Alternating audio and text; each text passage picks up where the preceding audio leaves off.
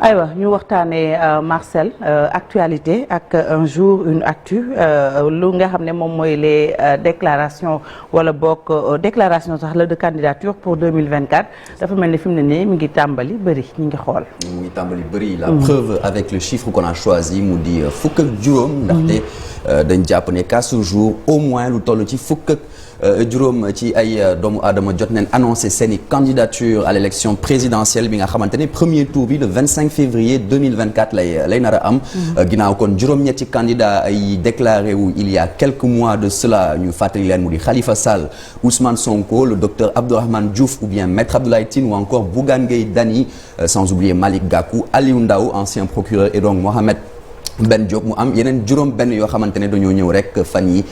ajouté wu ci bile liste bi nga xamante ne elle est loin d'être exhaustive mu di Déthié Fall, Maître Moussa Diop, Aminata Touré, Alassane Niang bi nga xamante ne moom Thiès la bàyyeekoo, Babacar Diop actuel maire de Thiès également, sans oublier Maître El Hadji Diouf, Mor Faye ou encore donc Mor Faye maa ngi ko doon wax liste bi kon exhaustive wul dara kon xam naa ne fan yi ñu jëm tamit yeneen candidature dinañ annoncé wu date dépôt caution yi ñu koy fàttali des différentes candidatures ñu ngi koy arrêté 150 jours soit 5 mois balaa kon scrutin bi di tàmbali loolu waral ñu jàpp ne rek d'ici fin septembre 2023 lay nar a doon mu di ay candidature yi nga xamante ne ba léegi ci opposition bi lañ ko jot a seetlu ndaxte ñu ngi xaar ba léegi le profil du candidat de la majorité présidentielle et ñuy fàttali qu'à l'exception d'Ousmane Sonko quasiment tous ces candidats déclarés kon devraient effectuer leur baptême de feu bi mooy nar a nekk kon gulet éventuellement ñuy nar a samp seen dënn ngir mën a nekk président de la République du Sénégal. ñu xool quelques éventuels candidats Marcel. quelques éventuels candidats ñu tàmbali ko ñi nga xamante ne seen déclaration yi dañ ko jot a def week-end bi passé ku mel ni Déthié Fall ak maître Moussa Diop donc dimanche lañ ko daal di def ak officialiser seen volonté rek ngir briguer le fauteuil présidentiel ñu njëkkee ko ci Déthié Fall. mi nga xamante ni ca siège u parti am di parti républicain pour le progrès kon PRP la daal di annoncé boobule candidature moom ñuy fàttali que dañ ko limogé woon poste vice-président parti Rewmi fin 2020 la woon et donc ki nga xamante ne nekkoon na fi bras droit Idrissa Seck daal di créer parti am en mars 2021 mu nekkoon fi mandataire national coalition Yewwi Askan Wi ci dernières élections locales ak législatives yi moom nag dëgg la officialisé na candidature am waaye taxul nee na fin juillet incha allah dina compte rek organiser benn congrès d'investiture ngir mën a fexe ba confirmer ko et quant à maître Moussa Diop moom ci onde i rajo yi la daal di annoncer candidature am pour 2024 moom nga xamante ne moom moo jiite parti bi di alternative générationnelle AG jot na mu bëgg rek dem à la conquête de la majorité silencieuse noonu la leen di tuddee yaakaar ne rek bi yoon candidature am dina nekk la bonne ndaxte ñu koy fàttali rek 2012 jéemoon na samp na ndëm waaye mujjantal bi dafa dem ci camp wu Macky Sall ngir fexe ba jàppale ko et donc moom mi nga xamante ne moo fi jiite woon société de transport bi di Dakar Dem Dikk moom il est devenu indésirable au sein de la coalition Benno Bokk Yaakaar depuis que bu mu waxee ne Macky Sall amul droit troisième candidature soxna Fatou. ñu wax ci beneen ancienne bu Benno Bokk Yaakaar moom dafa mel ni depuis le début de l'année moom la wax fi mu féetee ci wàllu élection. Oui, mën nañu jàpp ne que pour 2023 en tout cas Mimi Touré a été la première à annoncer sa candidature ndaxte c'était plus exactement d'ailleurs le 1er janvier ci émission Grand Jury sur la radio Futur Média moom nga xamante ne nekkoon na fi directrice de campagne du candidat Macky Sall en 2012 daal di rek diriger d'une main de fer le ministère de la justice nekkaale fi yoon tamit la seconde femme à avoir occupé le poste de premier ministre dans l'histoire du Sénégal gannaaw kon Mame Madior Boye moom mi nga xamante ne nekkoon na fi Mimi Touré tête de liste de la coalition Benno Bokk Yaakaar ci élection législative du 31 juillet bi passé finalement mu daal di occuper benn siège parlementaire en tant que non inscrite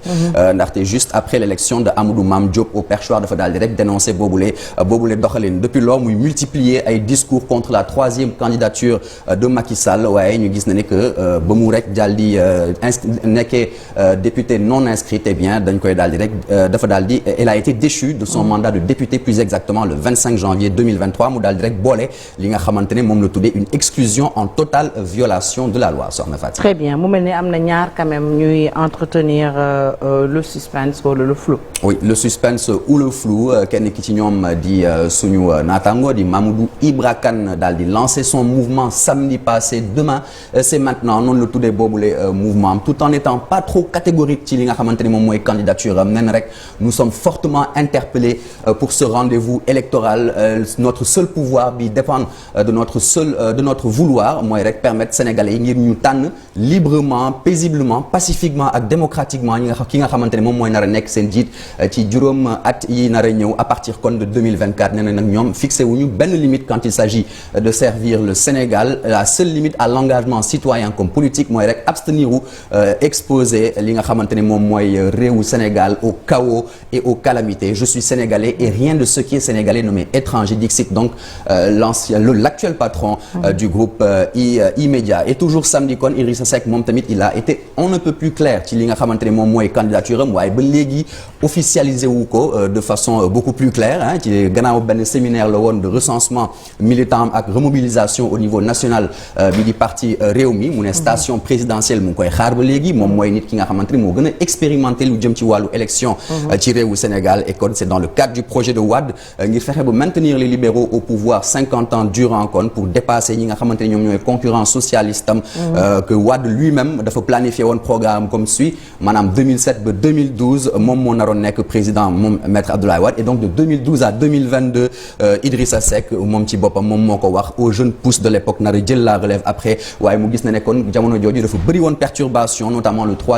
la troisième candidature de maître Abdoulaye Wade loolu waral mu déranger boobu les programmes de Sopi hier au Rewmi aujourd'hui nee na mu ngi rek continuer li nga xamante ne moom mooy projet politique am dont les piliers demeurent constants soxna Fati. aywa ñu jeexalee ak quand même les deux cas. Les deux cas pour reprendre l'autre donc les deux autres ténors de l'arène politique yi nga xamante ne ñoom ba léegi xamuñu rek fan la ñuy nar a mujjee ci wàllu élection présidentielle bi di Khalifa Sall et donc Karim Wade ancien maire de Dakar bi nga xamante ne moom xaaragul ba léegi ñu prononcé wu ci situation am ndaxte moom officialisé na candidature am lu yàgg mun nañ wax ne sax bokk na ci ñu ko njëkk officialisé depuis fin 2021 mu daal di rek ñu gis na ne fan yi surtout mu ngi multiplier ay actions ay tournées à l'intérieur du pays moom tamit Karim Wade nekk dans l'attente d'une suite judiciaire favorable moom il est toujours mystérieux ci volonté am à devenir le 5e président de la République du Sénégal et la venue du couple Wade à Dakar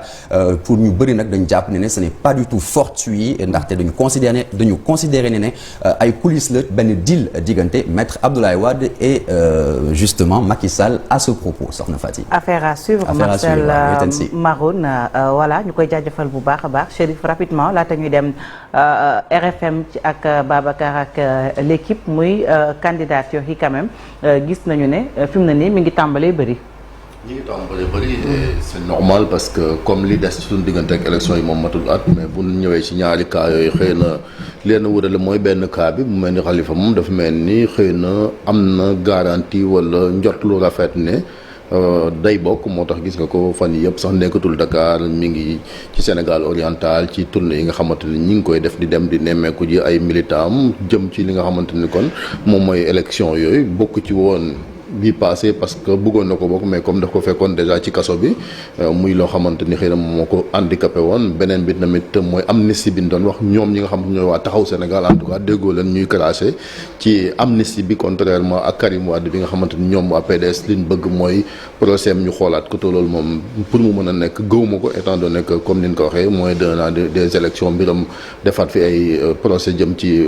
bien mal ak ki moom mënul nekk yeneen candidature itam Sénégal buñ ci daan toll ni ñu ko doon déclaré ak léegi xëy na li ci bokk rek mooy parrainage bi société civile wax na ko démb obstacle bu rëy rëy la doon ci ñu ci bari parce que du loo xamante ni yomb na étant donné que liñ leen laaj bari na moo tax boo ci basé woo ci élection bi mujj nga xamante ni gën ngaa bari on avait que 5 candidats gëwma ni aussi bu ne ba ci cëppaandaw ga Sénégal mën naa dépasser waat quand même limite boobu ci wàllu 5 candidats ñi ci des nag après ils seront obligés de se ranger derrière peut-être d'autres candidatures moom moo tax xëy na ñoom ñu commencé quand même di wax parce que boo amul benn appareil boo xamante ne may na la ko gëwma ni en moins d'une année jug nga fi jug goo xamante ni war ngaa mën a commencer def li nga xamante ni kon moom mooy wàll woowu et puis bu dee candidature yu bari woon tamit dina nekk loo xamante ni tànn gi du jafe ci doomu Sénégalais yi mais parrainage boobu surtout opposition bi soxna Fati déggoo leen ñu ci wax alors que am na ci loo xamante ni cour de justice bu CEDEAO waxoon na ko état bu Sénégal mais defuñ pression ba ca war ngir état ba xoolaat naka lañ koy joyante sinon ils seront obligés de nekk ba dernière minute ñu ci bëri ñu leen di baarewaat coow li bariwaat alors qu'ils ont l'occasion quand même de poser encore ce débat là xam ne dina ñëwaat muy parrainage bi. merci beaucoup Chérif 7h40 jot na ñu fàttali leen ñaareelu pàcc bi daañu dalal Ayib Daffé député membre la bokk ci waa Yewwi Askan Wi ci ñaareelu pàcc bi daañu ko dalal naka noonu suñu naataangoo Bakary Cissé dina fi teew ci jàngat bi ni ma leen ko doon waxee sànq ci